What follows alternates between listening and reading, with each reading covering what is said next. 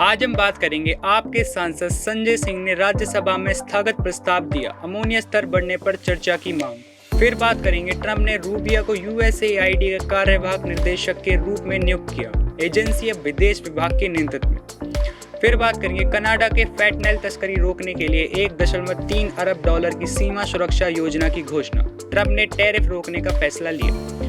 फिर बात करेंगे वक्फ शोषण बिल पर ओबीसी ने सरकार को दी चेतावनी, कहा यह समाज में अस्थिरता पैदा करेगा। नमस्कार, मैं गगनदीप और आप देख रहे हैं एसएनडी समाचार।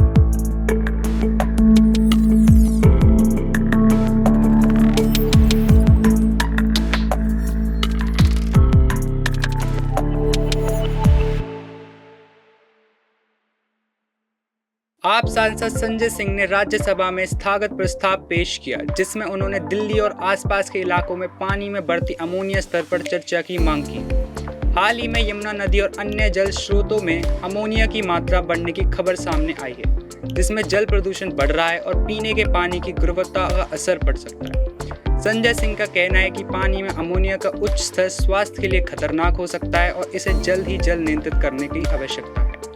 उन्होंने सरकार से इस मुद्दे पर तत्काल ध्यान देने, संसद में इस पर चर्चा करने और उचित समाधान निकालने की अपील की है। अमेरिका के राष्ट्रपति डोनाल्ड ट्रंप ने मार्को रूबियो को US agency for international development का कार्यवाहक निदेशक नियुक्त किया है।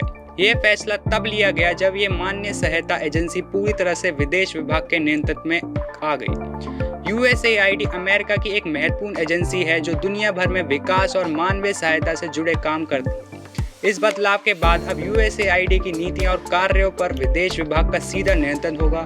ट्रंप प्रशासन ने ये कदम एजेंसी के कामकाज को बेहतर समन्वय व प्रभावी संचालन के लिए उठाया है। And this is the kind of development that you need, not just to prevent migration, but to build a middle class in countries around the world, all driven by the private sector. It's one of the reasons why I wanted to come here, a very friendly investment climate. President Bukele, who I've known for a long time, has done an excellent job of providing security and stability. This would not be possible without that. And has invited not just the existence of these companies, which have been here for a long time, but its growth, its expansion.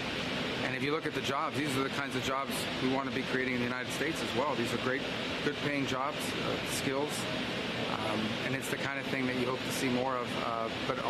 जो एक अनुभवी राजनेता और Republican centre को एक नई जिम्मेदारी के तहत यूएसएआईडी के कामकाज की निगरानी करनी होगी और विदेश विभाग के साथ मिलकर काम करना होगा। कनाडा सरकार ने देश में बढ़ती फैंटनल तस्करी और नशीले पदार्थों के प्रसार को रोकने के लिए 1.3 अरब अमेरिकी डॉलर की एक नई सीमा सुरक्षा योजना की घोषणा की है। इस योजना का मुख्य उद्देश्य सीमा पर सुरक्षा बढ़ाना, तस्करों पर सख्ती करना और अवैध ड्रग्स की पूर्ति को रोकना है। फैंटनल एक बेहद खतरनाक नशीला पदार्थ है जिसकी अधिक मात्रा लेने से कई लोगों की मौत हो चुकी है।